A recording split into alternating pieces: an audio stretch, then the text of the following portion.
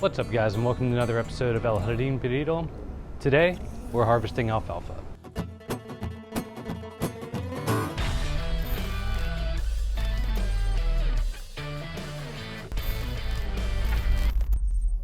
Alright guys, so I've showed you in a previous video some different ways to grow fodder, one of which was some alfalfa I have growing behind the fence of my property. We're going to go ahead and check that out. I know I mentioned letting it go to seed and kind of slowly expand. I'm probably going to have to plant that myself.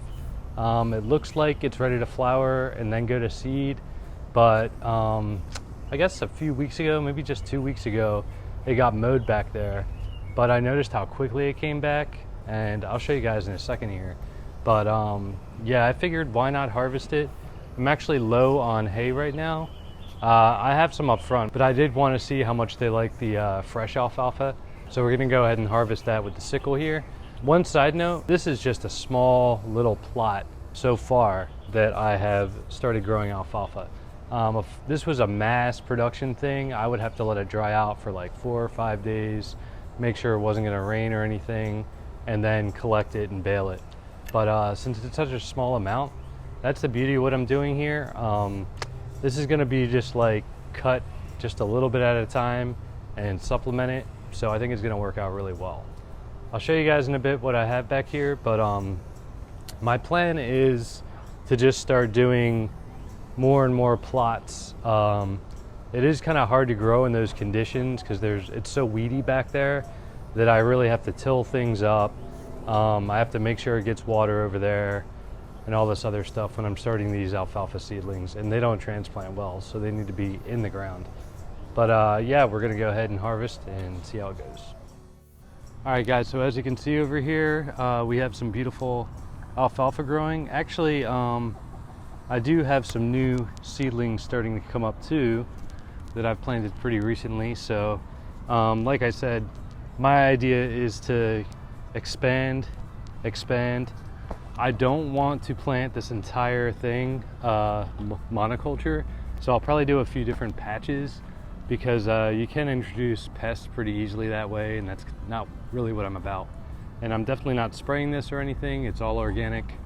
It actually runs along a shallow little spillway where a lot of irrigation comes through when it rains heavily, so it does get some irrigation, but I put it on the higher part of the slope so it doesn't get flooded. So what I'm going to do is I'm going to take the sickle. I don't know if I'm going to harvest all of this right now, but like I said, it'll come back in a few weeks anyway, so let's get to it. So I'm just grabbing it, sickling it a few inches up.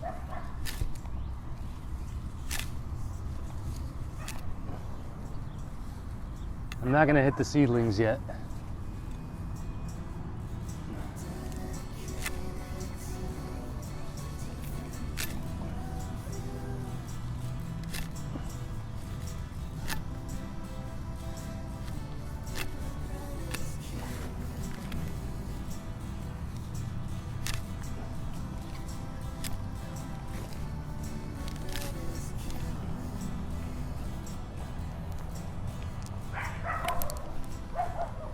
All right, so I did get a nice little nick there from the, sorry, I'm just spitting out any weird bacteria. Yeah, I got nipped by the sickle, but right now I barely tapped into half of it, but let me show you how much we harvested.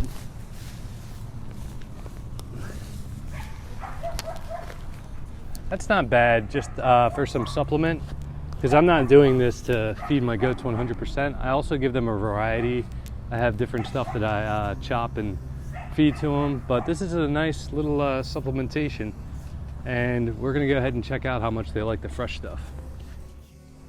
All right guys, so we're here at the goat pen. I'm gonna put it in their little feeding spot here, see how much they like the fresh stuff.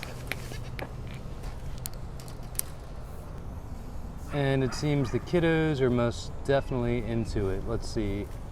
We've got Mama coming. Let's see how much she's into it.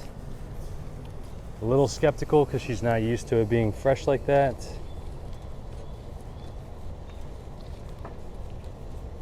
And it seems they're going wild for it. more so than the dry hay. They've only been out of hay for like an hour. I just wanted to see in comparison how much they like this. And Jezebel's pretty into it too, obviously. And they're not wasting any of it, and they're actually eating the stalks, which they typically don't. That's where I get all my extra hay that I compost with. All right, guys, so as you can see, this is pretty beneficial to grow your own fodder, specifically the alfalfa for your goats or any livestock. Seeing that it's nice and fresh, and I guess you wouldn't have to worry about keeping it because you can always harvest it on demand, which is pretty awesome. Like I said, this is not going to be a monoculture, large-scale operation where I grow nothing but this stuff. But it is nice to have some fresh greens, and to be honest, the longer you leave out anything, I know it's a process so you can store hay so that it lasts, but you do lose a lot of viable nutrients the longer you store something like that. So it's good to get it fresh cut like that, nice and green. They're definitely getting some more essentials than they usually would with typical alfalfa. Just so you guys know, if I've said hay, alfalfa is technically a legume and not a hay, but it is more relatable to say alfalfa hay to a lot of the viewers watching. Anyway, I'd say this little project is pretty successful. This is the first time I've actually harvested it myself. In the past, it's been plowed over, so I haven't had a chance to collect some and try it out. This is definitely something I plan on following through with and expanding a little bit, you know, just enough to supplement the feed here a little bit. All right, guys, well, that's going to do it for today's video. Be sure and comment below if you have any input or you have any questions. And if you haven't, consider subscribing. I do a lot of different videos on grafting and tutorials, gardening, goats, chickens, all sorts of stuff. All right, guys, that's going to do it for today's video. As always, thanks for tuning in. Until next time.